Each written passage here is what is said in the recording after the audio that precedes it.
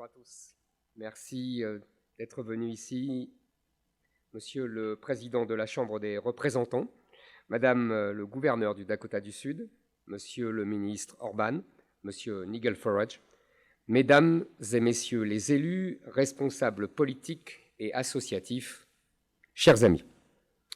D'abord, merci, cher Randy Yaloz, pour votre invitation et l'organisation de cette journée. Merci de nous donner la chance de nous rencontrer et d'échanger sur nos combats communs. Je veux par ailleurs, cher Andy, vous redire merci d'avoir organisé la conversation passionnante que j'ai eue avec Donald Trump. Nous nous souviendrons longtemps de ce moment comme du conseil qu'il m'a donné. Je le cite, « Ne cédez jamais face aux journalistes, restez vous-même ». Je n'avais pas besoin de cela pour rester moi-même, mais cela fait toujours du bien à entendre. Je suis très honoré, chers amis, de pouvoir introduire ce forum et je vous en remercie du fond du cœur. Je suis honoré car je prends peu à peu conscience de tout ce qui nous rapproche, de tout ce qui nous rend semblables, alors que j'ai passé une grande partie de ma vie à me concentrer sur ce qui nous opposait, nous mettait en concurrence. Ici, ce matin, il y a des Français, des Britanniques, des Américains, des Hongrois, des Néerlandais, des Européens de tout pays. Et si nous avons tous accepté cette invitation, c'est bien que nous avons conscience, sinon de tout ce que nous avons en commun, du moins des dangers qui nous menacent tous. Oui, je dois vous avouer qu'il y a quelques années encore, prononcer un discours devant une telle assemblée m'aurait semblé sans doute un peu étrange.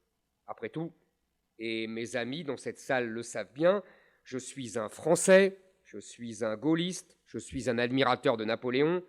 Emmanuel Macron dirait que je suis un Gaulois réfractaire. J'ai donc, dans ma besace historique, beaucoup de reproches à faire aux Anglais et aux Américains. Vous comprenez mieux ainsi que pour un petit astérisque comme moi, participer à un forum worldwide avait de quoi, comme je viens de le dire, paraître étrange. Il y a quelques années, je serais sans doute venu pour faire à nos Américains ici présents de nombreuses critiques. J'aurais parlé de l'ingérence des États-Unis dans nos affaires, de l'extraterritorialité du droit américain, de l'influence du soft power d'outre-Atlantique sur la jeunesse française, de nos intérêts malmenés par-delà le monde. Mais j'aurais sans doute évoqué un affrontement non seulement entre nos deux continents, mais au sein de notre continent, l'Europe, entre la France et l'Allemagne, entre l'Europe continentale et l'Angleterre, entre l'Europe et l'Amérique, entre chacune des puissances occidentales. Oui, il y a quelques années, c'est peut-être un discours de ce type que j'aurais tenu devant vous. Mais les temps changent, les temps ont changé, et ce n'est pas pour rien que ce matin, on m'a demandé de vous parler d'union. Les enjeux économiques n'ont pas disparu, ils ne disparaîtront pas. Les considérations commerciales, juridiques, militaires, diplomatiques continueront de nous opposer longtemps. J'en suis sûr. Mais aujourd'hui, il y a plus grave. C'est-à-dire qu'il y a désormais plus existentiel. Un vent mauvais souffle sur l'Occident. Je le sens comme vous le sentez tous. Pour la première fois de notre histoire, nous sentons tous confusément que notre civilisation, celle qui nous dépasse tous, la civilisation occidentale, est en danger. Nous sentons tous que nos enfants ne vivront sans doute pas dans le même monde que nous si les choses continuent d'aller comme elles vont. Quand l'Occident est tout puissant, il est tout naturel que nous pensions chacun à défendre nos intérêts nationaux et eux seuls, nos précarés et eux seuls. Mais quand nous sommes tous en danger de mort, il devient crucial de penser à ce que nous sommes et à ce que nous devons demeurer. Je me souviens d'un général de Gaulle qui, en 1962, au moment de la crise de Cuba, apporta son soutien aux États-Unis quand l'Union soviétique menaça l'Occident d'une guerre nucléaire. Ce mouvement, pourtant contraire à la politique gaulliste d'indépendance par rapport à l'Amérique et de soutien aux petites nations qui tentaient de s'arracher à la logique des deux blocs, illustre qu'à l'heure où la civilisation occidentale est menacée, même le plus farouche des défenseurs de la souveraineté française sait dans quel camp il veut être. Et aujourd'hui, c'est bien un identique poison qui ronge nos nations, qui fait tomber nos statuts, qui mine nos universités, nos écoles, notre vie politique jusqu'à notre cinéma, nos séries télévisées et nos publicités qui deviennent de véritables œuvres de propagande. Nous l'évoquerons sans doute tout à l'heure avec Nigel Farage. Progressivement, la population de nos pays change. La majorité se sent devenir minoritaire chez elle, sur notre vieux continent, comme chez vous aussi, amis américains. Face à ce péril, la gauche et le wokisme travaillent à notre affaiblissement, à notre désarmement moral. Ce constat, je crois pouvoir dire que chacun de nous le partage aujourd'hui. C'est bien pour cela que nous sommes réunis ici.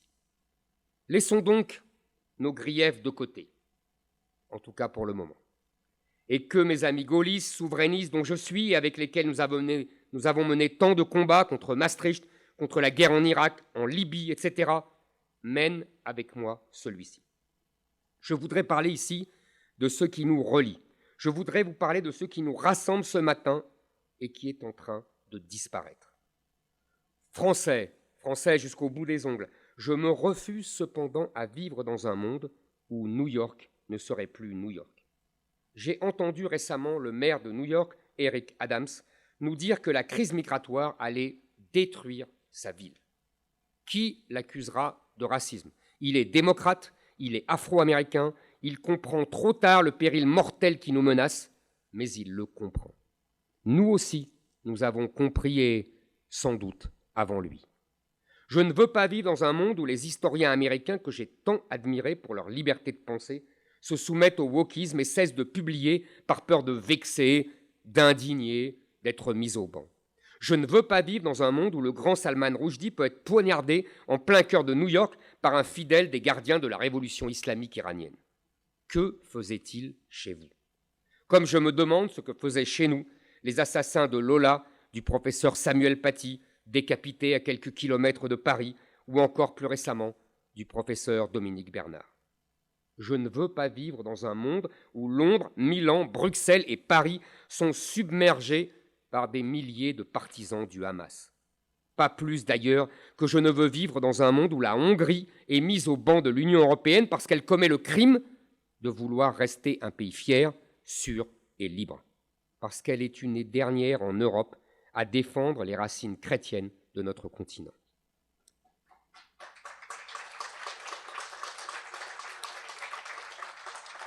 Comme beaucoup de Français, j'ai refusé de vous suivre dans vos guerres récentes pour imposer la démocratie dans des contrées qui, en vérité, n'en voulaient pas.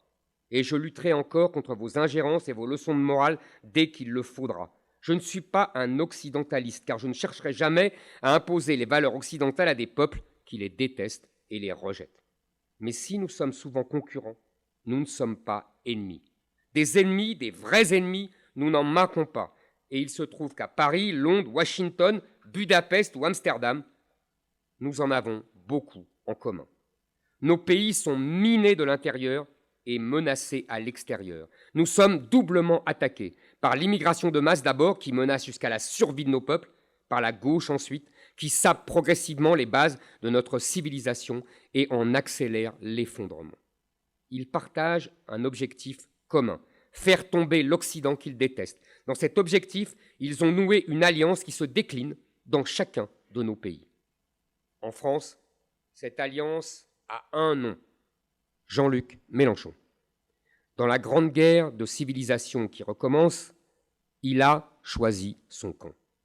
Vous connaissez peut-être cette phrase du philosophe français Julien Freund, « c'est l'ennemi qui vous désigne ». Eh bien, l'ennemi nous a désignés. En France, des prêtres, des femmes, des enfants, des professeurs sont assassinés au cri de Allahu Akbar. En Israël, le Hamas mène sa guerre sainte au nom d'Allah et du djihad. En Turquie, Erdogan parle déjà de raviver la guerre entre la croix et le croissant. Le monde arabo-musulman tombe le masque.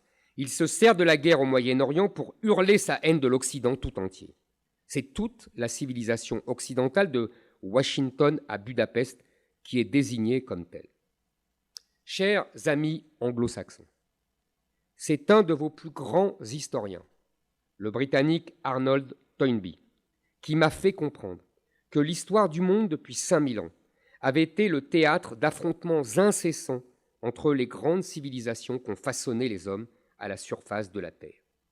Des civilisations qui se sont d'abord ignorées, chacune enfermée dans sa superbe, se croyant seule au monde, en tout cas seule élue des dieux, se jetant de loin des regards irrités et méprisants, s'affrontant parfois durement, puis rentrant chez soi.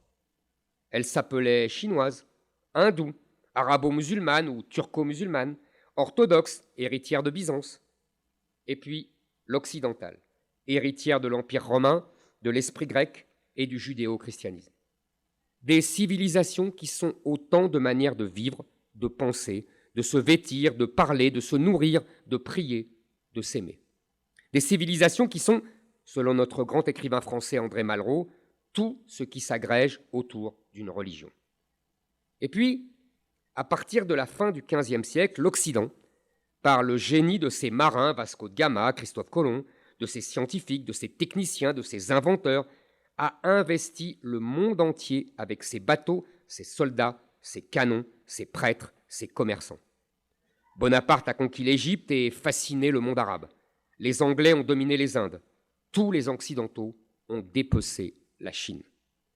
Puis, à la fin de cette histoire, la seule guerre froide absorba tous les conflits de la planète dans une seule confrontation entre deux idéologies, le libéralisme et le marxisme. Mais l'URSS est tombée, la guerre froide s'est évanouie et les civilisations sont revenues à la surface. Et c'est un autre de vos grands intellectuels, Samuel Huntington, qui rappela cette dure vérité à un Occident qui fêtait sa victoire. La fin de la guerre froide sonnait l'avènement d'une nouvelle guerre de civilisation. Je devrais dire non l'avènement de la guerre de civilisation, mais son retour. Comme si la guerre froide n'avait été qu'une parenthèse, aujourd'hui refermée. Les civilisations vaincues, dominées, humiliées par l'Occident ont soif de revanche. Chacune utilise ses propres armes dans la lutte. La civilisation chinoise retourne contre l'Occident les armes qui ont fait son succès, la science, la technique, l'industrie. En revanche, l'islam se veut l'archange du spirituel contre le matérialisme froid de l'Occident. L'islam se veut le porte-voix des masses prolétarisées en Afrique, en Asie, en Europe, qui ont été déstabilisées dans leur univers familier par la révolution technique et intellectuelle portée par l'Occident partout dans le monde. Chacune des civilisations humiliées par l'Occident, la chinoise, la musulmane, la turque, l'indienne, la russe, a compris qu'il fallait redevenir elle-même pour restaurer sa puissance et sa grandeur. Seul l'Occident, encore grisé par son passé glorieux, se veut encore universel. Seul l'Occident veut absorber les populations du monde entier pour devenir sur son sol un résumé de l'humanité tout entière, au moment même où toutes ses rivales soignent au contraire leur unité et leur cohérence. L'Occident ne doit plus céder aux sirènes malfaisantes de l'autoflagellation. Il doit restaurer sa cohérence et son unité et revenir aux sources de sa grandeur, la liberté, l'État-nation, la famille, le travail, la science. L'Occident doit redevenir occidental, c'est-à-dire revenir à sa matrice gréco-romaine et judéo-chrétienne. Alors, il faut nous unir. Oh, je ne vous appelle pas, Dieu m'en préserve, à la création d'une absurde organisation supranationale. C'est à l'intérieur de nos frontières qu'il faut bâtir l'union, puisque la gauche est compromise partout avec l'ennemi, puisque le centre a fait de l'immobilisme une raison de vivre, c'est aux droites de s'unir. Les États-Unis l'ont compris, où toutes les sensibilités des républicains se rassemblent avant chaque élection. L'Europe est peu à peu en train de le comprendre. En Italie, Giorgia Meloni et Fratelli d'Italia gouvernent depuis 1 an grâce au soutien du centre droit et des populistes. En Hongrie, le Fidesz gouverne depuis des années aux côtés du Parti populaire chrétien-démocrate. En Suède, en Finlande, la droite ne se maintient au pouvoir que grâce au soutien et à l'influence des formations nationalistes. Même en Espagne, la coalition entre le centre droit et Vox est passée à un cheveu de la victoire. La gauche, pour assurer sa survie, se vautre dans une alliance contre nature avec les séparatistes catalans. Et je veux ce matin que nous ayons une pensée pour le fondateur de Vox, victime d'un tir au visage en pleine rue. En France, Mon parti Reconquête est le seul à proposer cette union des droites, mais je suis sûr que dans peu de temps, l'union des droites s'imposera partout comme la seule solution d'empêcher la disparition de la civilisation occidentale. Les élections européennes qui viennent en feront la démonstration. Grâce à ces coalitions, grâce à la progression de toutes les formations de droite, le Parlement européen pourrait pour la première fois basculer dans notre camp. Unissons-nous chacun de nos pays. Unissons-nous partout où cela est possible. Travaillons ensemble au réarmement moral de la civilisation occidentale. S'il faut se rencontrer, nous nous rencontrerons. S'il faut se serrer les coudes et oublier nos querelles, nous oublierons nos querelles. Face à la disparition de l'Occident, face au wokisme, face à ceux qui veulent détruire nos statuts, face à ceux qui veulent détruire la nation, la famille, la liberté, unissons-nous. Vive ce qui nous unit, vive les heures glorieuses de nos nations, et vive la France.